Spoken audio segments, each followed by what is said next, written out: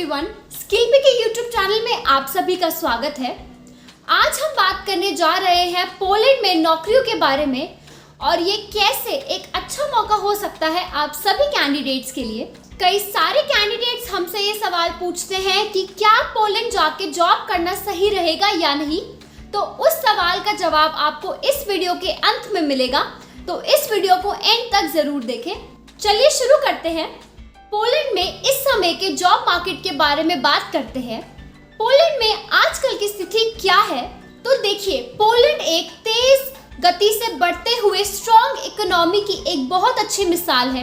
लेकिन recently Poland में skilled worker की शॉर्टेज चल रही है, जिसकी वजह से इंडियन वर्कर्स को बहुत अच्छा फायदा हो रहा है। पोलैंड की कंपनीज कुछ पॉपुलर सेक्टर में बाहर के वर्कर्स हायर कर रही है।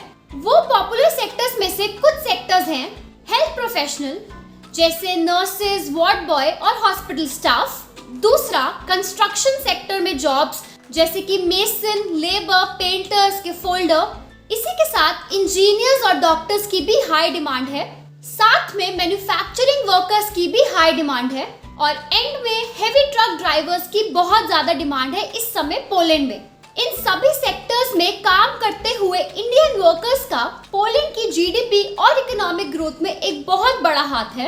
इनके स्किल्स, टैलेंट और एक्सपर्टीज पोलैंड के लेबर गैप और स्किल गैप को कवर करने में हेल्प कर रही है, ताकि पोलैंड की इकोनॉमी स्मूथली चलती रहे।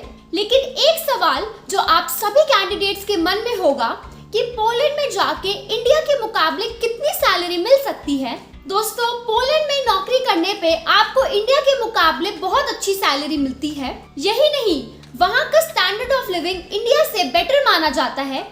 इसलिए इंडिया से कई सारे वर्कर्स इस समय पोलैंड जाकर काम करना चाहते हैं। इंडिया में किसी भी वर्कर की एवरेज सैलरी 17 से 18,000 के बीच में होती है और पोलैंड में किसी भी वर्कर को कम से कम 60,000 तक की मंथली सैलरी मिलती है।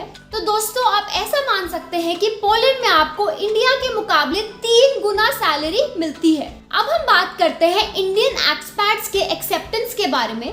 पोलैंड एक बहुत ही इंक्लूसिव देश है, जहां आप अपनी स्किल्स के थ्रू कंट्रीब्यूट कर सकते हैं। वहां की कंपनीज वर्कर्स को अच्छी सैलरी देते हैं, लेकिन कहीं न कहीं आपको किसी भी तरह का डिस्क्रिमिनेशन देखने को मिल सकता है। अलग अलग जगह, अलग अलग कंपनी का वर्क एनवायरनमेंट इंडियंस के लिए अलग तरीके का होता है। दोस्तों, वहाँ के लोग इंडियंस को एक्सेप्ट करे ना करे, लेकिन उनके लिए सबसे अच्छी वर्किंग कंडीशंस पोलैंड में पाई जाती है। पोलैंड में इंडियन कम्युनिटी काफी मजबूत है।